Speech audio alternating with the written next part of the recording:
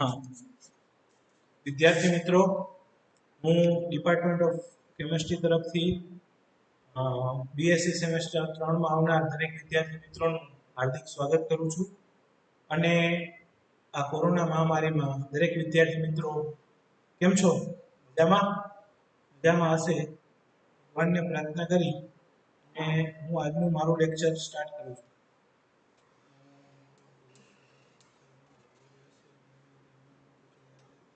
આજે મારે તમને એસવાય બીએસસી માં પ્રવાહીના ભૌતિક ગુણધર્મો બરાબર બીએસસી સેમેસ્ટર 3 માં CCCH 300 CCH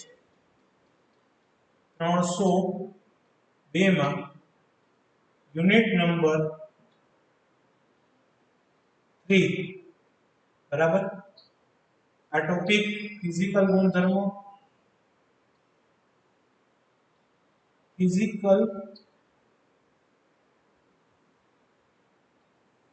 physical property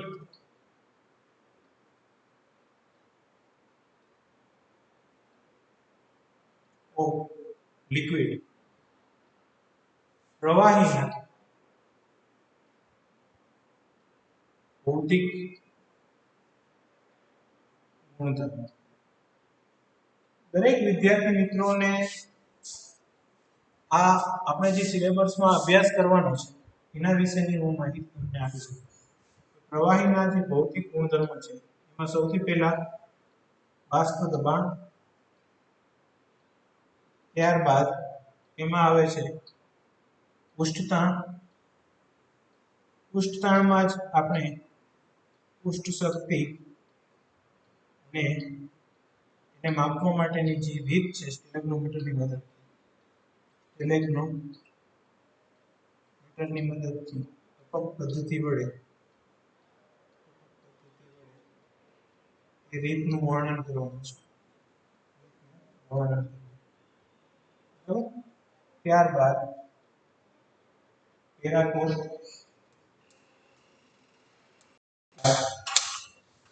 સ્નિગ્ધતા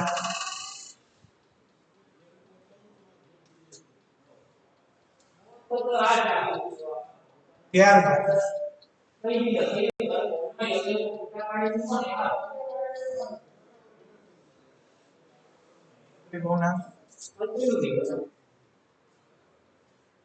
ત્યારબાદ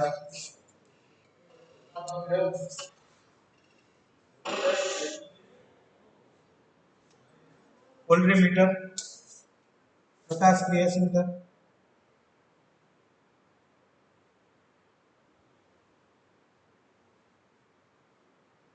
તદુપરાંત આ ક્લાસિફિકેશન તમને દેખાય એટલા માટે હું અહીંયા લખવાની પ્રયત્ન કરું છું દરેક વિદ્યાર્થી મિત્રોને ત્યારબાદ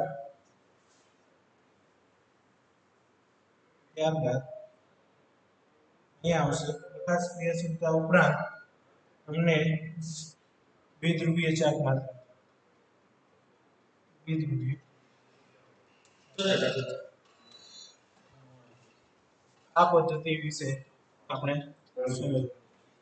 બરાબર તો આપણે એક પછી એક ટોપિક વિશે ડિસ્કશન કરીશું જે ટોપિકમાં દરેકના યુનિટ એના ઉપર અસર કરતા પરિબળો અને માપવાની રીત એની ઉપયોગિતા એના વિશેનું આપણે ડિસ્કશન કરીશું તો આજનો આપણો ક્વેશ્ચન છે બાષ્પ દબાણ એટલે શું દરેક પ્રવાહી છે એને એક નિશ્ચિત કદ હોય છે અને એ નિશ્ચિત કદ પ્રમાણે દરેક પ્રવાહી પ્રસરણનો ગુણધર્મ ધરાવે છે દરેક પ્રવાહીની પોતાનો આગવો એક ગુણધર્મ હોય છે એની એક ઘનતા હોય છે એનું સ્પેસિફિક વજન હોય છે બરાબર તો આપણે બાષ્પ દબાણ કઈ રીતના માપીએ અને એની અસર પ્રવાહીમાં કઈ રીતના મેજર થાય છે એના વિશેનું આપણે ડિસ્કશન અને એનો ક્વેશ્ચન પરીક્ષામાં કઈ રીતના પૂછાઈ કરાય છે એના વિશે આપણે વિસ્તૃત ચર્ચા આપણે તો જોઈએ આપણે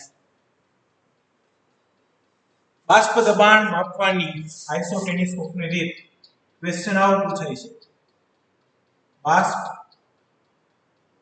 દબાણ એટલે શું અને બાષ્પ દબાણ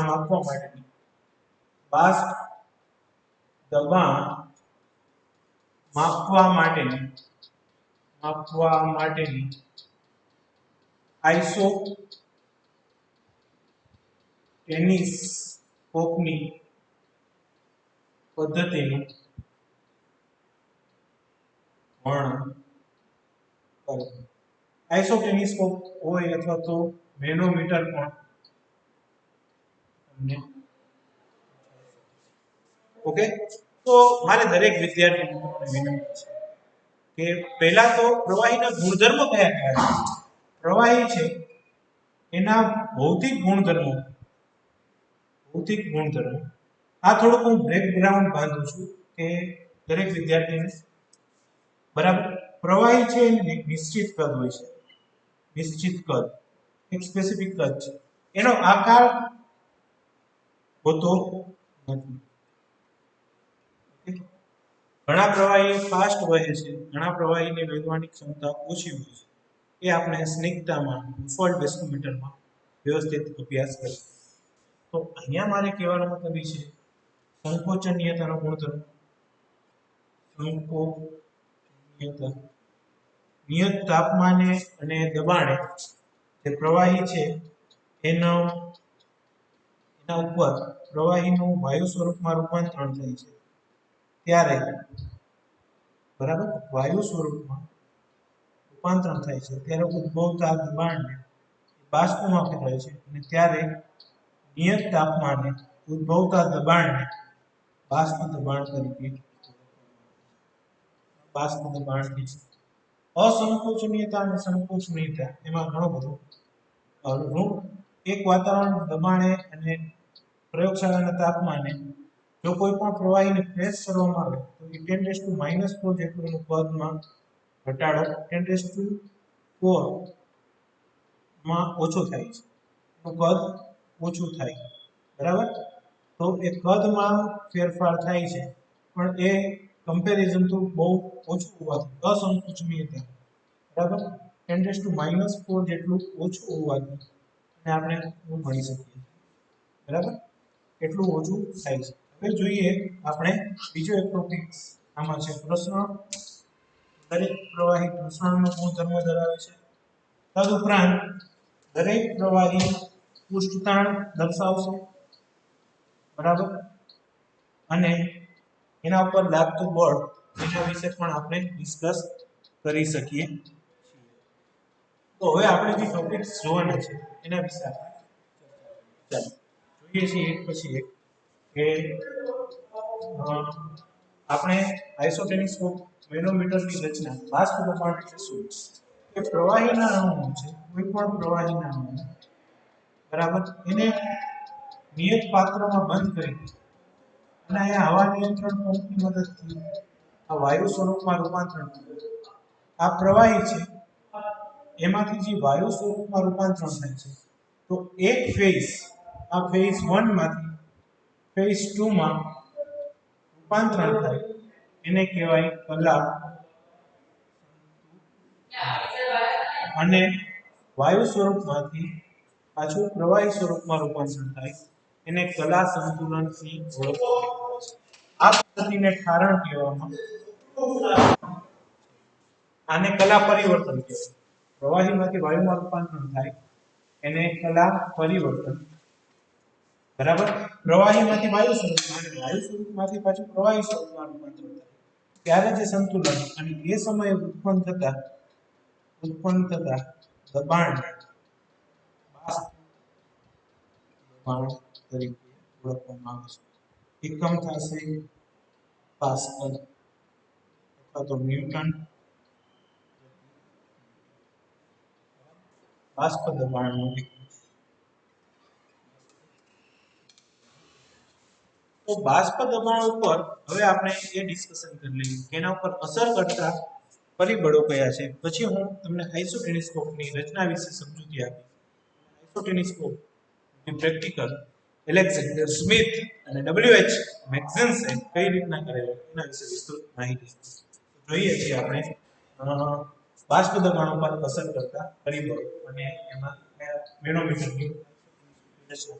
તો અહીંયા બધા સાથે સાથે લખતા પણ જતો. અહીંયા જોઈએ છીએ આપણે બરાબર. અહીંયા જોઈએ છીએ આપણે કે બાષ્પ દબાણ પર અસર કરતા પરિબળો. બરાબર. કયા કયા પરિબળો છે?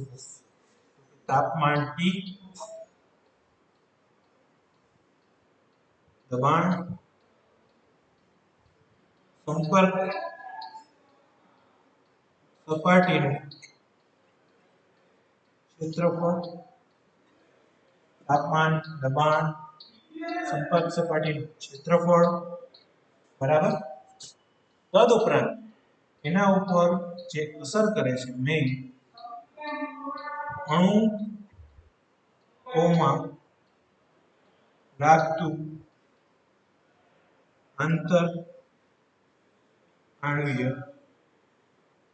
આકર્ષણ બળ. બરાબર. સપાટી પર લાગતું ઘર્ષણ બળ એની બરાબર સપાટી પર લાગતું ઘર્ષણ બળ. તદુપરાંત જે બીજા ટોપિક છે એની સ્થિતિ ઊર્જા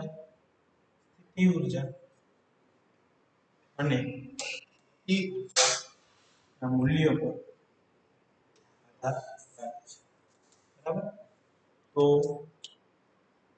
આ કન્સેપ્ટના આધારે જે આઇસોટેલિસ્કોપ છે ઈસવીસન 1910 આઇસોટેલિસ્કોપની રચના Alexander Smith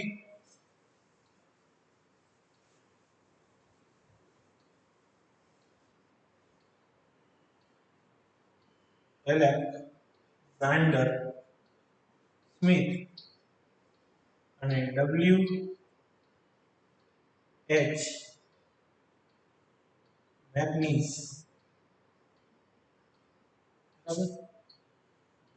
Alexander Smith and W.H. મેગ્નીસે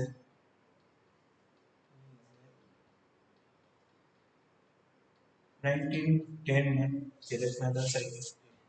બરાબર. તમે લોકો જો કોઈ સારું ઇન્વેન્શન કરશો તો તમારું પણ નામ સારી જગ્યાએ હશે.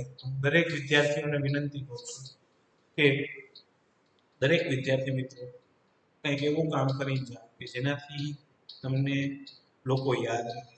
ઓકે. તો હવે જોઈએ છીએ આપણે આઇસોટેલિસ્કોપની રચના. બરાબર. 1910 માં શોધ થઈ હતી, ઇન્વેન્શન થયેલું છે, એની રચના વિશે આપણે ચર્ચા કરી હતી. અહીંયા હું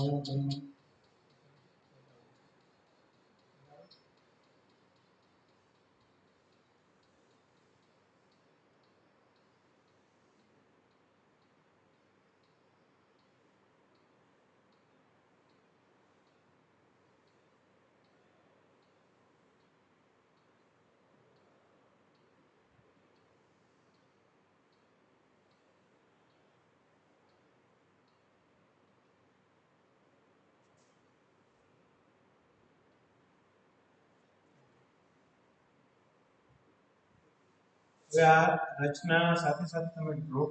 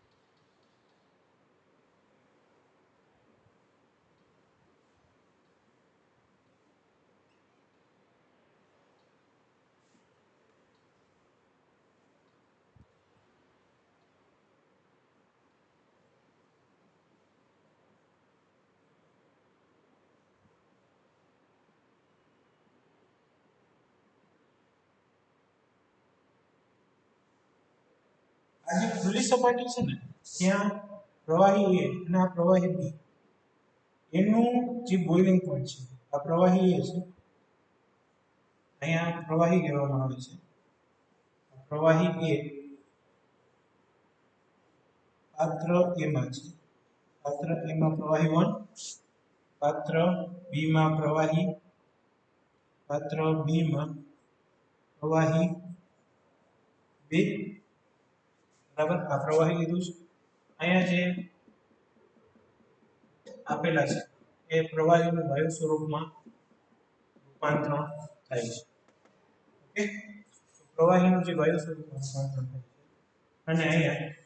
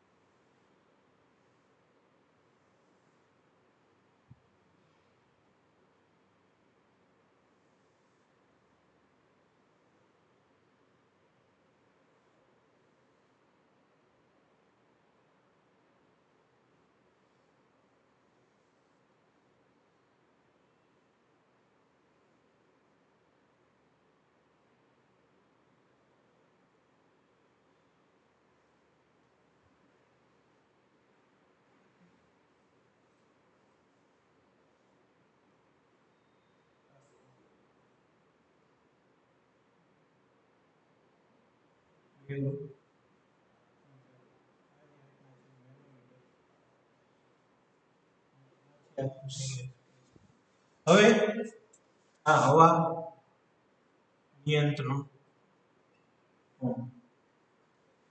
દરેક વિદ્યાર્થીઓને મારી વિનંતી છે કે આ આખી રચના જે છે એ રચના ને આખું દેખાતું જ હશે બરાબર આઇસોટેલિસ્કોપની જે રચના છે એમાં તમે જોઈ શકો છો કે આ હવા નિયંત્રણ પંપ છે આ થર્મોસ્ટેટ છે થર્મોસ્ટેટ થી તાપમાન છે ને તાપમાન કેવું રાખવામાં આવે છે અચળ રાખવામાં આવે છે કે 12 માં ટેમ્પરેચરમાં ફેરફાર થાય તો પણ અંદર નહીં હવા નિયંત્રણ પંપની મદદથી દબાણમાં જે ફેરફાર ચેન્જ કરીએ છીએ આપણે એ ચેન્જ કરીએ છીએ પાત્ર A છે જેનો વ્યાસ 3 થી 4 મીટર રાખવામાં આવે છે પાત્ર A માં જે પ્રવાહી લેવામાં આવે છે એનું ઉત્કલન બિંદુ પાત્ર B માં જે પ્રવાહી લીધેલું છે એના કરતાં ઓછું રાખવામાં આવે કારણ કે પાત્ર A ના પ્રવાહી આ પ્રવાહીમાંથી પણ ઉપર જઈ શકે બાષ્પ સ્વરૂપે અહીંયા જે દબાણમાં ફેરફાર કરવામાં આવે છે એ દબાણમાં થતો ફેરફાર અને તમે જોઈ શકો છો કે પાત્ર B માં જે 40 સેન્ટીમીટર જેટલું પ્રવાહી લીધું છે એ પ્રવાહી પાત્ર B માં જે છે એ પ્રવાહી નીચેની તરફ જ ઉપરની સપાટી પર નથી જઈ શકતા તો અહીંયા જે ખુલ્લી સ્પેસમાં છે અહીંયા જે પ્રવાહીના અણુઓ છે તેની સ્થિતિ શક્તિનું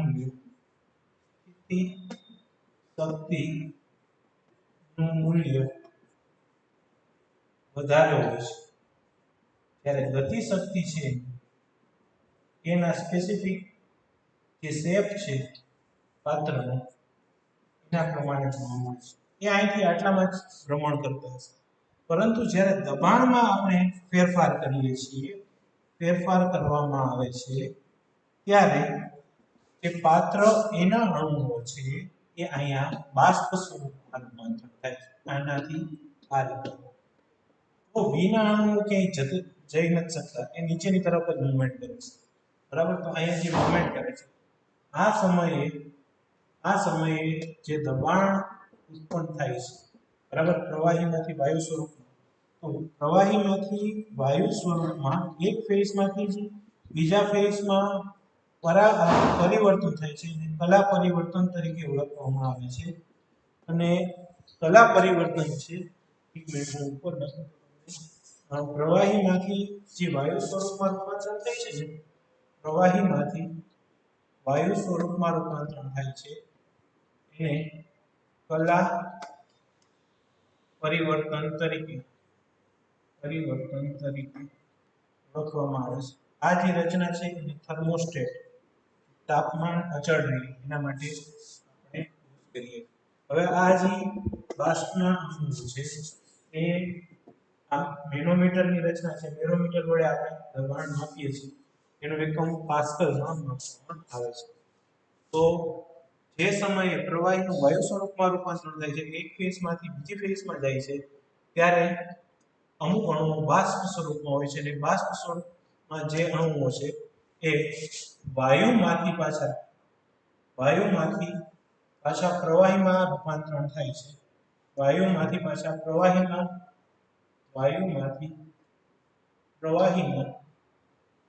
રૂપાંતરણ થાય છે, એને ઠારણ કહેવામાં આવે છે. આ સમયે જે ઉદ્ભવતા દબાણ આપણે બાષ્પ દબાણ તરીકે ઓળખવામાં આવે છે. તો આ આખી રચના જે WH મેગઝિન્સ નામના વૈજ્ઞાનિકે ડિસ્કવર કરી હતી. પાત્ર A માં પ્રવાહી લેવામાં આવે છે, 2 સેન્ટીમીટર છે, એમાં 40 મિલી જેટલું પ્રવાહી લેવામાં આવે છે. પાત્ર B માં પણ લેવામાં આવે છે. એમાં જે પ્રવાહી છે એની ગતિ ઉર્જા, ગતિ શક્તિ મૂલ્ય ખૂબ ઓછું હોય છે, કારણ કે એની સ્પેસ છે, આંતર આણ્વીય આકર્ષણ બળ ધરાવે છે. પરંતુ જ્યારે દબાણમાં ચેન્જ કરવામાં આવે છે, ત્યારે પાત્ર એમાંથી જે પ્રવાહીના અણુઓ છે એ વાયુ સ્વરૂપમાં રૂપાંતરણ પામે છે. એની ગતિ ઉર્જાનું મૂલ્ય વધારે છે, સ્થિતિ ઉર્જાનું મૂલ્ય ઓછું હોય છે. આંતર આણ્વીય જે આકર્ષણ છે અહીંયા ઉપરની બાજુએ એ આપણે ઓછું જોવા મળે છે. આંતર આણ્વીય આકર્ષણ બળ ઓછું માટે એની ગતિ ઉર્જાનું મૂલ્ય વધે છે. જે વધે છે એ સમયે ઉત્પન્ન થતા દબાણ આપણે બાષ્પ દબાણ તરીકે ઓળખવામાં આવે છે. અને જે પ્રવાહીમાંથી અહીંયા જે આ વાયુ સ્વરૂપમાં રૂપાંતરણ થાય છે એને આપણે વાયુમાંથી પાછું કલા સંતુલન તરીકે ઓળખવામાં આવે છે. તો આ શબ્દનો ઉલ્લેખ વિદ્યાર્થી મિત્રો ખાસ થવો જ જોઈએ, કે જેનાથી કરીને તમે એક્ઝામ આપો કરો, બરાબર, ત્યારે તમને એના વિશેની વિસ્તૃત માહિતી કે આ ટોપિક્સનું ડિસ્કશન થયેલું હોવું જ જોઈએ. હવે આ જે માપવાના જે રૂલ્સ છે એ તમને હું આમાં બતાવી દઉં છું કે આનો જે બાષ્પ દબાણ ઉત્પન્ન થાય છે એ બાષ્પ દબાણ P નું મૂલ્ય, બરાબર, એ કેના બરાબર હોય છે એ આપણે જોઈ લઈએ. આ આકૃતિ ફિગર તમે વ્યવસ્થિત ડ્રો કરજો, એનું ડિસ્ક્રિપ્શન લખજો. ખાસ બાષ્પ દબાણ શબ્દ આવવો જોઈએ આની અંદર, કલા પરિવર્તન આવવું જોઈએ, કલા સંતુલન આવવું જોઈએ, બરાબર. કલા સંતુલન કેને કહેવાય અને જે દબાણમાં જે ફેરફાર થાય છે એના વિશેની વિસ્તૃત માહિતી આપણે, અને એકે એક જે આમાં તમને થર્મોસ્ટેટ ક્યાં બતાવ્યું છે, પાત્ર B માં શું લેવામાં આવે છે, પાત્ર A માં શું, બરાબર, એના વિશેની માહિતી તમારે આપવાની. ચાલો હવે જોઈએ છીએ આપણે આગળ કે તમે દરેક વિદ્યાર્થી મિત્રો આ ખાસ લખશો કે જે દબાણ ઉત્પન્ન થાય છે દબાણ P એના બરાબર હોય છે. બાષ્પ દબાણ P નું મૂલ્ય એ બાષ્પ દબાણ P નું મૂલ્ય બાષ્પ દબાણ P બાષ્પ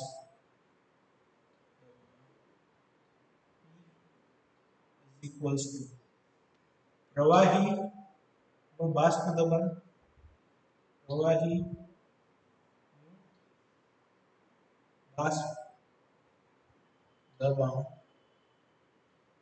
H1 minus 1 દબાણ H2.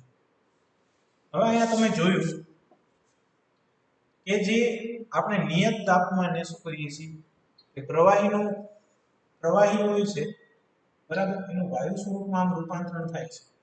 તો આ પ્રવાહીમાંથી જે વાયુ સ્વરૂપમાં રૂપાંતરણ થયું ત્યારે જે દબાણ ઉત્પન્ન એને H1 તરીકે ઓળખવામાં આવ્યું અને P બરાબર માઈનસ H2 કરીએ છીએ.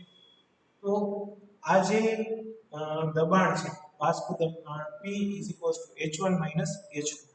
હવે તમને વિદ્યાર્થીઓ ખાસ કરીને તાપમાન અને દબાણ વચ્ચેનો લોગ P1 P2 કેટલો છે del HB 2.03 into R VL minus VG જે પ્રોસેસ પ્રોપેરનનું જે સમીકરણ છે બરાબર એના આધારે કે કેટલા ભાગનું આપણે લિક્વિડ માટેનું મેઝર કરવાનું છે તો VG માઇનસ VL ચેક કરજો દરેક વિદ્યાર્થી મિત્રો કે આ પરફેક્ટ તમને આપેલું છે કે નહીં અને આ સમીકરણ તમારે પરફેક્ટ હોવું જોઈએ બરાબર Vg માઇનસ VL ઓકે અને બે જુદા જુદા પ્રવાહીઓ માટે બે જુદા જુદા પ્રવાહીઓ માટે અહીંયા dp upon dt આવશે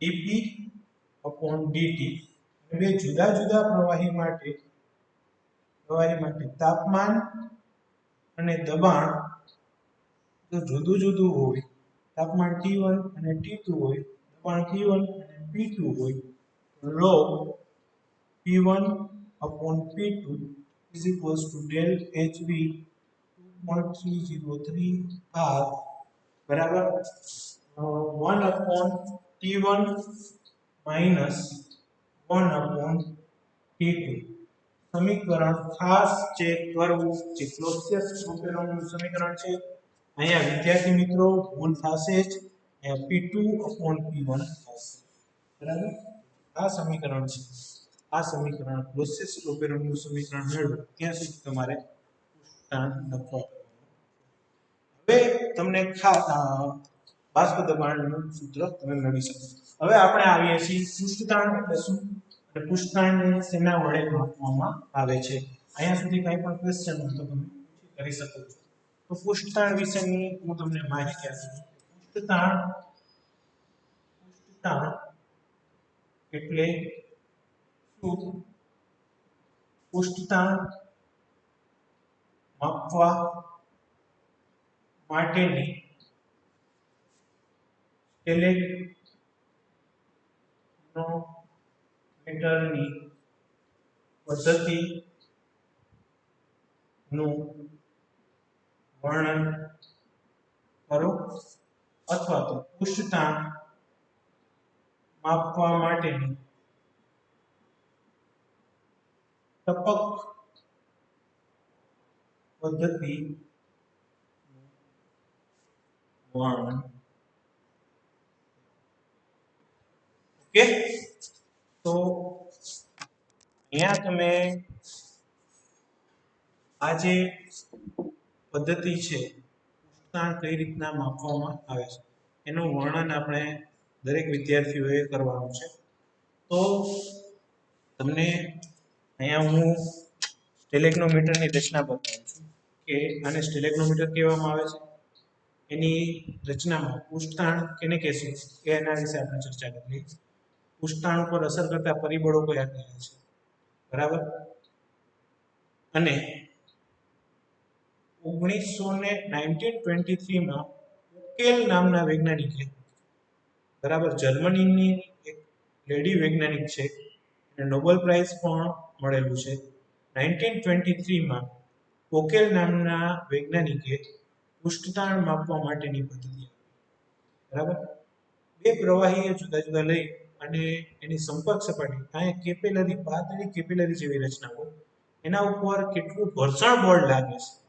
છે એ જેનો જે સિદ્ધાંત આપેલો છે બરાબર કે પૃષ્ઠતાણ રિલેટેડ છે ખાસ કરીને તમે શિયાળો ઉનાળો કે ચોમાસું હશે કોઈ પણ ઋતુમાં ત્યારે વહેલી સવારના ઘાસમાં પાણીનું એક ટીપું ડ્રોપ સ્વરૂપમાં એટલે કે ગોળ રાઉન્ડના રૂપમાં જોવા મળે આ રીતના આવું પાંદડાની ઉપર બરાબર આ લીવ્સ હોય કોઈ લીવ્સ છે એના ઉપર તમને જોવા મળે ઓકે તો એ તમે સમજજો કે એ પૃષ્ઠતાણના કારણે જોવા મળે છે તો પૃષ્ઠતાણ જે છે એ પૃષ્ઠતાણ ઉપર જે અસર કરતા પરિબળો છે એના વિશેનો ખ્યાલ આપણે પોકેલ નામના વૈજ્ઞાનિકે આપેલો છે 1923 the year of 1923 જર્મનીના છે જો ઇન્ડિયામાંથી કોઈ સારું ઇન્વેન્શન થશે ભારતમાંથી ભારતનું નામ પણ જર્મનીના લોકો ભણતા હશે.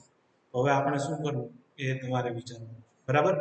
તો દરેક વિદ્યાર્થી મિત્રોને ખાસ કે અહીંયા પાતળી કેપિલરી રચના, વચ્ચે ગોળા જેવી રચના છે, અને અહીંયા A થી B વચ્ચે. હવે તમારે પૃષ્ઠતાણ માપવા પહેલા જે પ્રવાહીનું પૃષ્ઠતાણ માપવું છે ને એની તમારે ઘનતા માપી દેવાની, બરાબર. ઘનતા માપવા માટે તમારે ગ્રેવિટી બોટલનો ઉપયોગ થાય છે, બરાબર. ગ્રેવિટી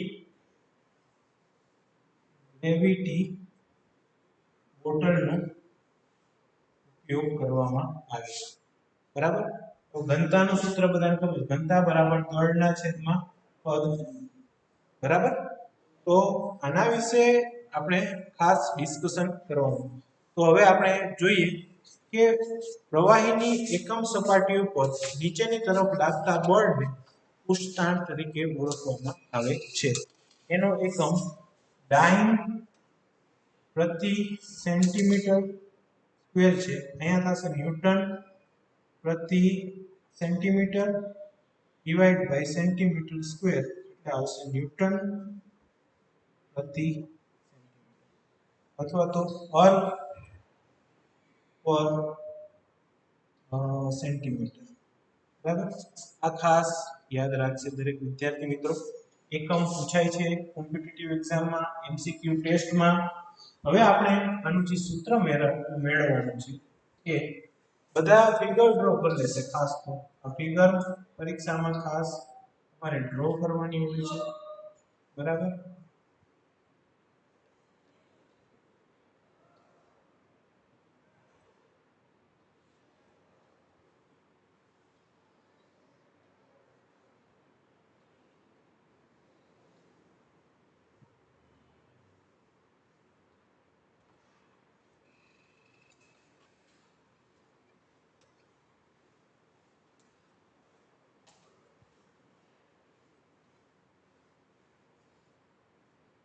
ઓકે, કોઈ પણ પ્રવાહી છે, પ્રવાહીના ડ્રોપ્સ છે, અહીંથી પ્રવાહી વહેતું હોય. સપાટી A સપાટી B માટે જે સમય નોંધવામાં આવે છે t, સપાટીના ટીપાના અણુની સંખ્યા. તો પૃષ્ઠતાણ પર અસર કરતા પરિબળો તમને પૂછવામાં આવે કે કયા કયા પરિબળો અસર કરે. તો પહેલું પરિબળ આવશે સંપર્ક સપાટીનું ક્ષેત્રફળ, ઓકે. તદુપરાંત આંતર આણ્વીય આકર્ષણ બળ, ઘર્ષણ બળ, સપાટીના કારણે ઘર્ષણ લાગશે એ, બરાબર. સપાટીનું ક્ષેત્ર, આ કોઈ પણ પરિબળ અસર કરે. એ ઉપરાંત તાપમાન અને દબાણ તો ખરા છે. હવે જોઈએ જો સંપર્ક સપાટીનું ક્ષેત્ર પૃષ્ઠતાણને ગેમાથી દર્શાવવામાં આવે છે. ઓકે વિદ્યાર્થી મિત્રો, is proposed inversely proportional to 1/n. કે જો પૃષ્ઠતાણ વધુ હોય ને, પૃષ્ઠતાણ વધે તો સંપર્ક સપાટીનું ક્ષેત્રફળ છે એ ઓછું થાય છે. દેખાતો નહીં કઈ, મને હું અહીંયા લખી દઉં. જો પૃષ્ઠતાણ વધે આ વધારે હોય તો સંપર્ક સપાટીનું જે ક્ષેત્રફળ છે એ ઘટે છે. પૃષ્ઠતાણનું મૂલ્ય ઘટે તો સંપર્ક સપાટીનું ક્ષેત્રફળ અહીંયા સુધી રાખીએ આપણે. હવે આગળ જોઈએ છીએ આપણે કે દરેક વિદ્યાર્થી મિત્રો આ ખાસ જોતા જશે કે જે આપણે સૂત્ર ડિરાઈવ કરવાનું છે પૃષ્ઠતાણ માટેનું, એ સૂત્ર જોઈએ. ટપક પદ્ધતિ છે તે, બરાબર.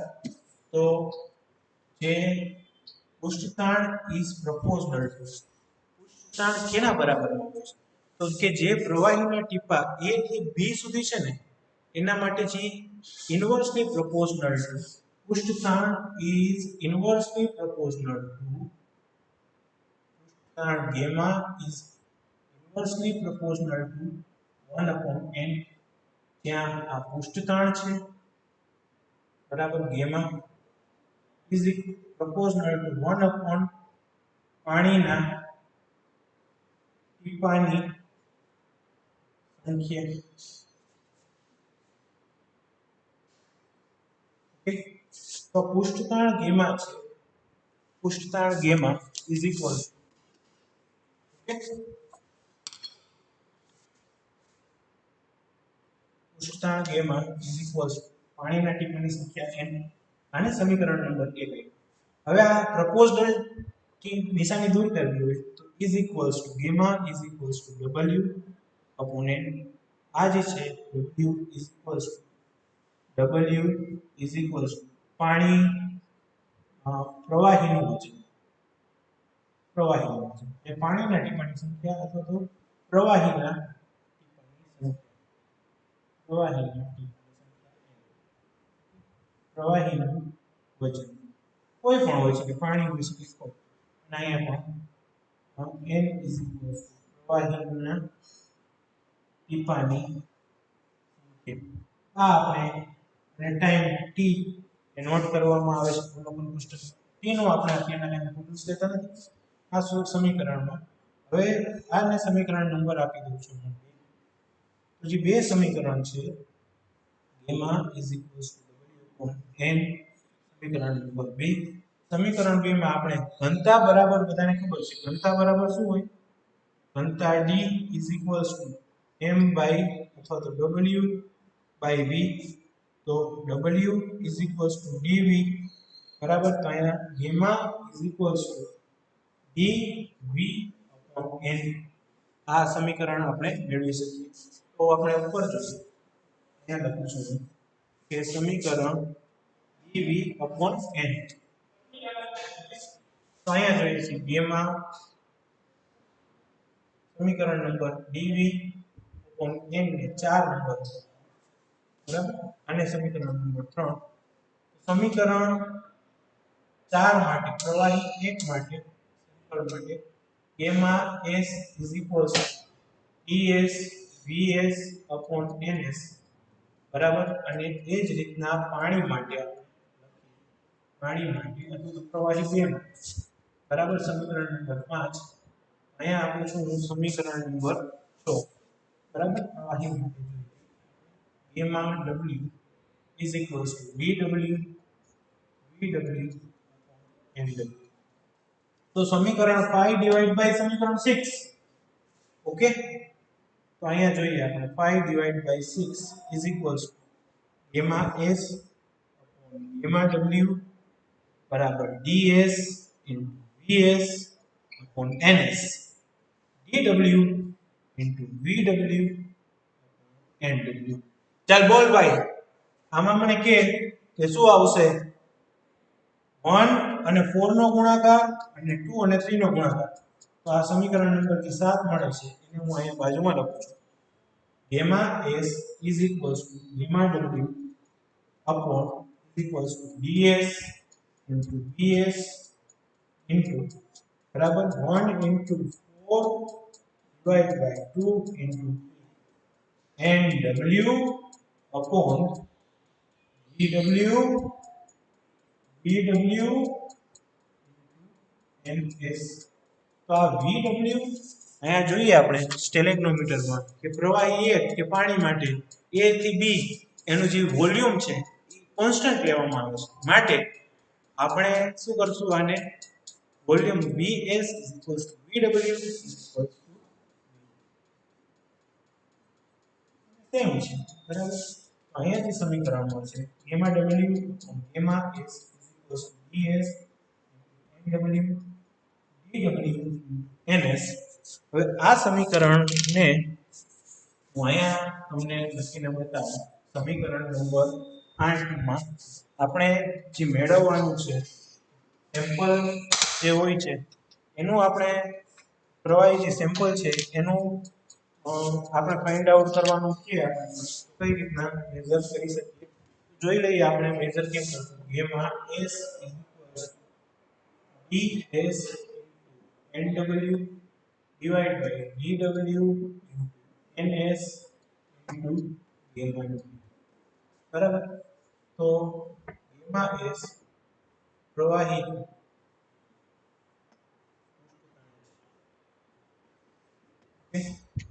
અહીંયા અગર બીજા જે સેમ્પલ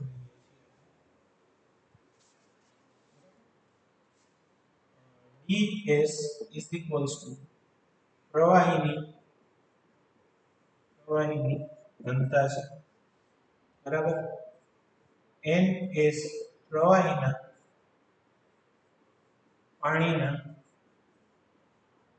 ટીપાની સંખ્યા છે તદુપરાંત આપણે એ જ રીતના આપણે gamma w upon dw નો gamma w એ પ્રવાહી નહીં પણ પાણીનું તાણ છે અહીંયા જોઈએ dw is equals to પાણીની ઘનતા છે mw is equals to પાણીના ટીપાની પૃષ્ઠતાણ ને ઓછું કરવું હોય તો એના પર જે બળ લગાડવું પડે છે ને જે બળ લગાડવું પડે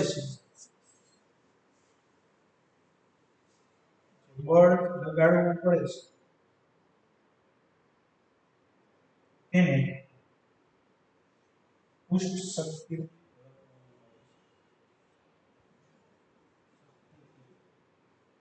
ઓળખવામાં આવે છે એકમ છે ન્યૂટન સેન્ટીમીટર અને પૃષ્ઠ શક્તિનો અને પૃષ્ઠ તાણ બંનેનો એકમ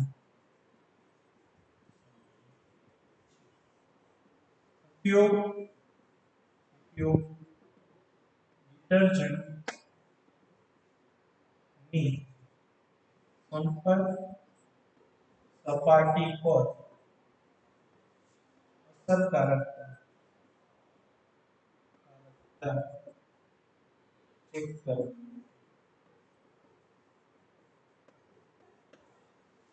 અહીંયા સુધીનો દરેક વિદ્યાર્થી મિત્રોનો આન્સર કંઈ પણ ન સમજાયું હોય કોઈ તમારી કોમેન્ટ્સ હોય અક્ષરમાં પ્રોબ્લેમ કે બીજું કંઈ પણ મને પોસ્ટ કરી શકો છો ખૂબ ખૂબ ધન્યવાદ તમે મને શાંતિથી સાંભળવા બદલ